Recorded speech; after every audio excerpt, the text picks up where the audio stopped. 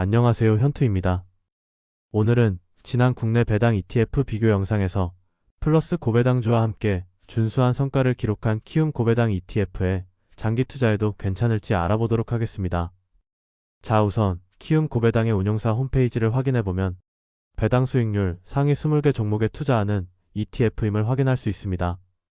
정확히는 기초지수로 MKF 웰스 고배당 20지수를 추정하는데요.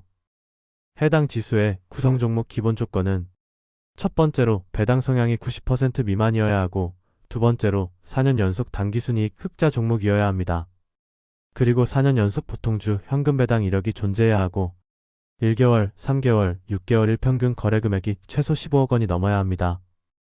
여기서 배당 성향이 90% 미만이어야 한다는 점은 배당금을 지급할 때 버는 돈의 90%를 넘어서는 안 된다는 것인데요.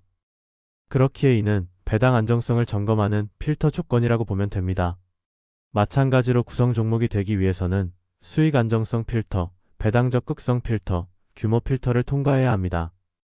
그리고 최종적으로 필터를 모두 통과한 종목 중에서 배당 수익률 상위 20종목을 선정하고 종목별 비중은 최근 1개월 평균 배당 수익률을 기준으로 부여하되 최대 10%로 제한합니다. 참고로 종목 정기 변경은 매년 6월과 12월에 진행합니다.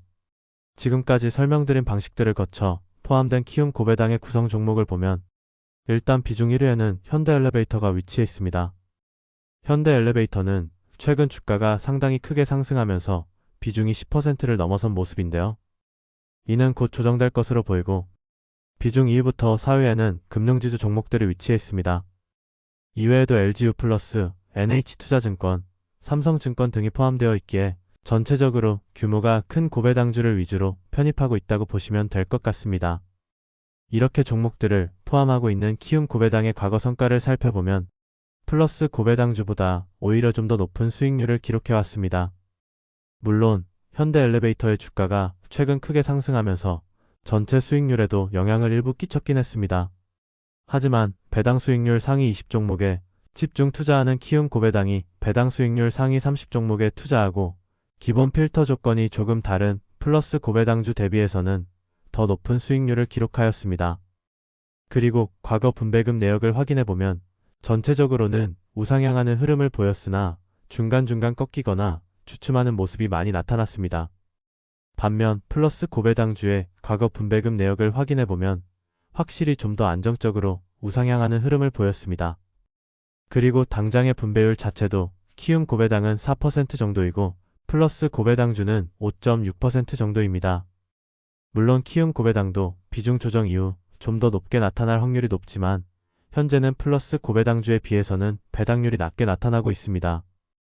이외에도 아쉬운 점을 찾아보자면 우선 시가총액이 200억 원 정도의 규모로 작은 편이라는 것이고 그만큼 거래량도 적다는 것입니다.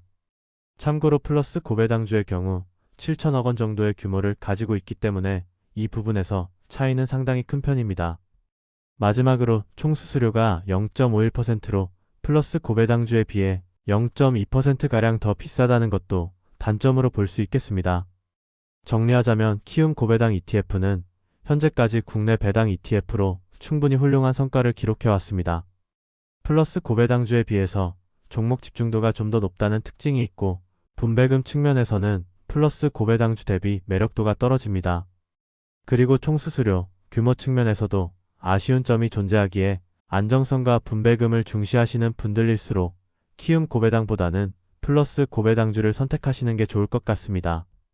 반대로 집중 투자하여 좀 더 높은 성과를 추구하고 싶으신 분들께서는 키움 고배당 ETF를 고려해보시는 것도 나쁘지 않다고 생각합니다. 이렇게 오늘은 지난 국내 배당 ETF 비교 영상에서 플러스 고배당주와 함께 준수한 성과를 기록한 키움 고배당 ETF에 장기 투자해도 괜찮을지 알아보았습니다. 당연하게도 국내 코스피, 코스닥에 비해서는 훨씬 더 높은 수익률을 기록해왔기에 플러스 고배당주와 비교하여 좀 더 메리트가 높다고 판단되는 종목을 선택하시면 좋을 것 같습니다. 개인적으로는 키움 고배당 ETF에서도 크게 부족한 부분은 없다고 생각하지만 플러스 고배당주가 전체적으로 좀 더 무난한 편이라고 판단됩니다. 그럼 모두들 성공 투자하시길 바라며 다음에는 더욱더 유익한 정보로 찾아뵙도록 노력하겠습니다. 감사합니다.